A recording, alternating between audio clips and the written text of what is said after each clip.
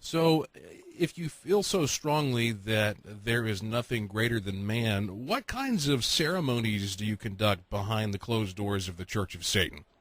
Well, again, I would say more carefully that the idea that it's something greater than man, that's kind of a broad statement, and I would not say that. There might be other intelligent life forms out there that supersede us in wisdom and creativity. We haven't encountered them yet. That wouldn't mean that they're deities or to be worshipped, but they might be something one could learn from. But to go to ritual, for us, ritual is self-transformational psychodrama. It's something that we do in lieu of psychotherapy.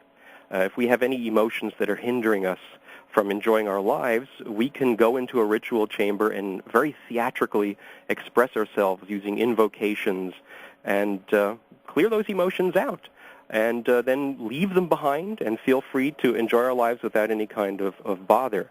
Now, ritual is not required of the Satanist. I know it's what most people are most interested in. They want to see, are you wearing black robes and lighting candles and playing spooky music?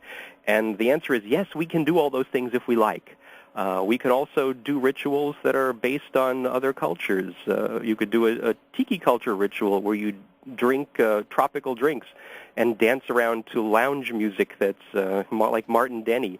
As long as you release the emotions that you want to, ritual can really practically have any design that you want. We basically have three standard sorts of ritual, and the first is a compassion ritual, and that's a way of releasing any kind of emotions you have that you want to help with people. If somebody is suffering, aside from doing all that you'd really need to do in the real world, because we never expect ritual to really necessarily do anything aside from release our emotions, it's a way of releasing grief. We have a destruction ritual, and that's a sort of curse. If somebody has gone out of their way to do wrong to you, we think it's far healthier to go into a ritual chamber and stick pins in dolls than it is to run around every day carrying this hatred for somebody that just eats away at you. You release it, it's gone, you don't worry about that person anymore, and you enjoy your life. And the third ritual is a lust ritual, which is, of course, one that you do in private. And essentially, that's a way of releasing your sexual desires. If you have a regular lover or lovers, and you're sexually frustrated, you envision the lover or lovers that you'd like, and you bring yourself to a sexual climax, and then you're not pent up anymore. And then, if we really feel that most Satanists are actually pretty good at finding who they need for companionship of whatever sort they're interested in, and that's not something that ends up being performed that often. But it's there as an option, and we think that's pretty healthy, too. There's nothing wrong with masturbation. So, well, how do you feel about magic? Is magic genuine? In the idea of that it, floats teacups and makes things change like that, not really, no. I mean, it's not something that we require anybody to believe.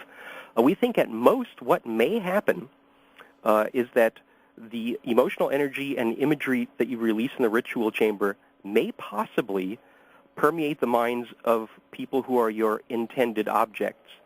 And we think that's a possibility, but we don't know if it actually can do that. What we encourage our members to do is see if they get any results and see if they can attribute them to other than just wild coincidence.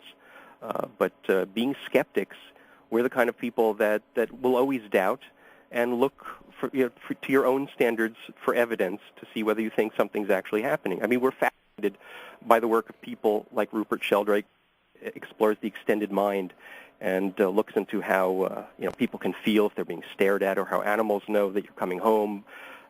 There may be some mechanisms. Even Ingo Swann in his Natural ESP found what he thought ways of reaching through the oldest parts of your brain to send or receive imagery. And we think that there is a possibility for these things, and that we certainly need to explore them scientifically. We always keep our minds open. We always want to learn as much as we can about the universe. We want to use the scientific method, though, to confirm and to have evidence. We're not, we're materialists and skeptics, but we're not dogmatically closed-minded. We think that the universe is very broad, and there's so much that we'll be able to learn if we just keep our eyes open. Are your family members, are any of them just horrified that you are the head of the Church of Satan? No, my family's been very cool about it. I found the Satanic Bible when I was 13 years old, and I had declared myself an atheist when I was 8. So they already knew I was kind of a sort of precocious outsider as a child. So when I defined myself as a Satanist and explained to them what it was, they were fine with it. They really didn't have any issues whatsoever. Okay. And all of these years, they constantly see me on television and in various publications, and they're proud. They're like, he's done something interesting with his life. They've supported my creativity. I'm a musician. My degrees are in composition from NYU. I have a bachelor's and master's. They like seeing my music out there, but they also like seeing my philosophy and my speaking, and find that if it gives me pleasure, it gives them pleasure, that I'm happy. Okay, let's go to the phone lines and take a call from D. Hi there, D. Uh-oh.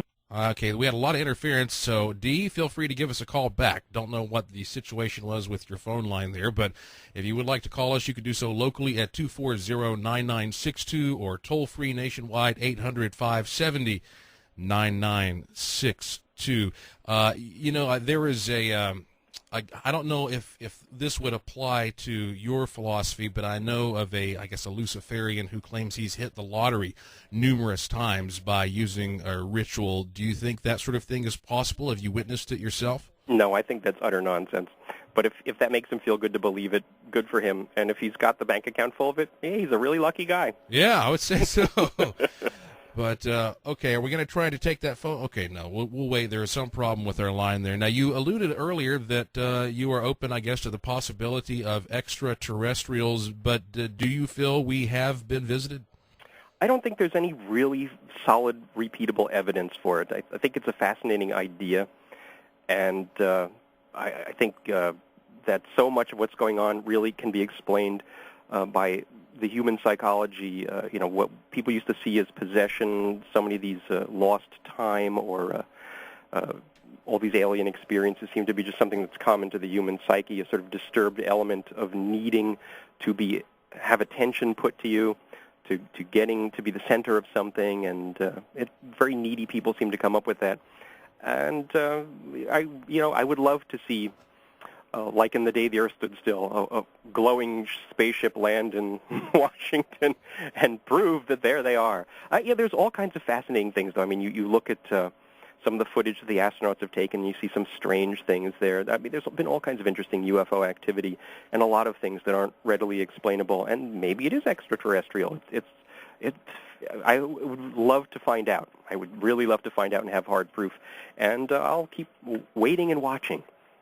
Watch the skies. Okay, well, let's try once again to take a phone call here and see if the line is a little better. Hello there, D. You are on the air.